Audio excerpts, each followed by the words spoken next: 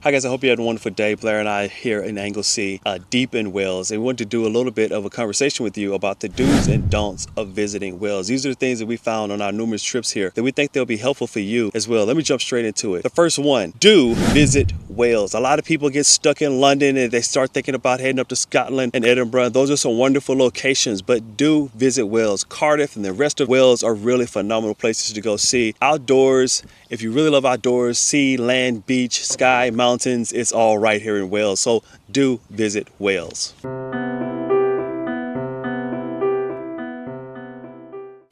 Do rent a car.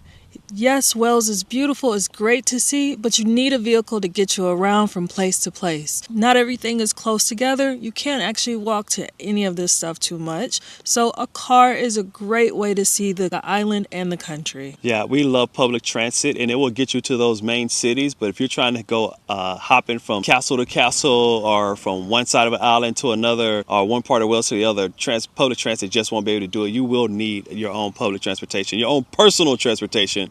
Rent a car.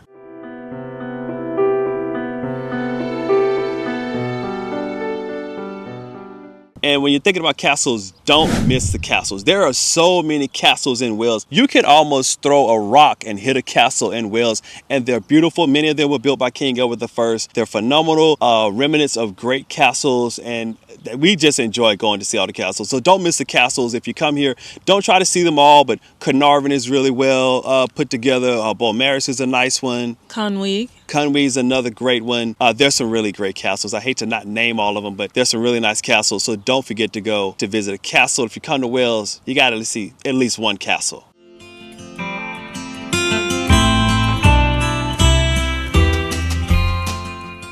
Of course, if you're coming to Wales, visit a beach. Don't forget to visit beaches. There are a lot of great beaches all over the place here. We're sitting on the beach right now, and here's the thing about it. They're not necessarily the type of beaches to go and swim, but they're great beaches for hiking and walking and looking at wonderful seashells, just getting out onto those rocky beaches, sandy beaches, and just have a good time. They're basically empty, so it's you and whoever you bring with you. There may be a fisherman nearby, but for the most part, the beaches are empty, plenty of wide open space, fresh air, beautiful sunshine. When you can get the sunshine, it is Wales. But yeah, don't forget to go to a beach.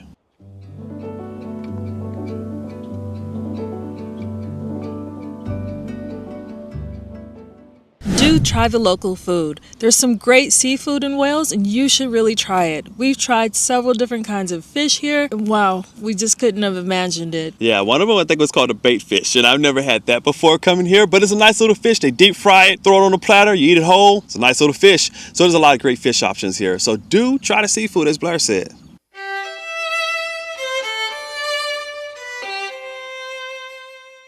Okay, so when visiting Wales, do seek out-of-the-way locations. There are some really great locations in Wales, and they're kind of tucked away, like the National Botanic Garden of Wales. We did a video on that, so go seek that out. It's deep in Wales. Another would be the last functional windmill in Wales. That's on the Isle of Anglesey. And those places are kind of hard to get to. It takes time to get there, but they're really worth that extra effort. So go online, look for some really out-of-the-way locations in Wales, and go seek those out. That's where you have the best experience in those out-of-the-way locations.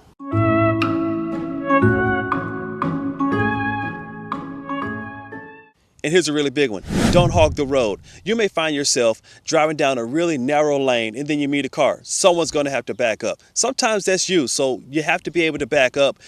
So don't get a vehicle if you can't drive it into reverse, because you get down these narrow lanes, there's no way to pass, there's only one lane track, and someone's going to have to back up, and it may just be you. And sometimes it should be you. Be willing to do that. Don't hog the road.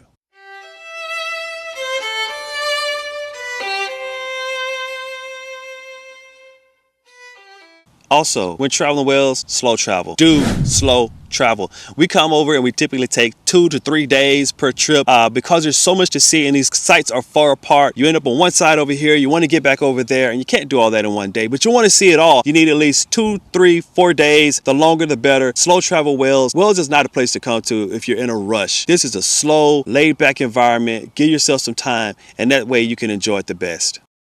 And if there are any tips about Wales that we didn't cover in this video, please feel free to drop those down in the comments below. So those are our best tips for visiting Wales. We've been here a lot and we have enjoyed every single trip to Wales. Hey, if you have a specific comment, drop that down below and I'll try to answer it as quickly as I possibly can. We're not saying we're experts. Of course, the Welsh would be the experts, but we've enjoyed our trips here and I hope you can come and enjoy it as well. Until next time, take care.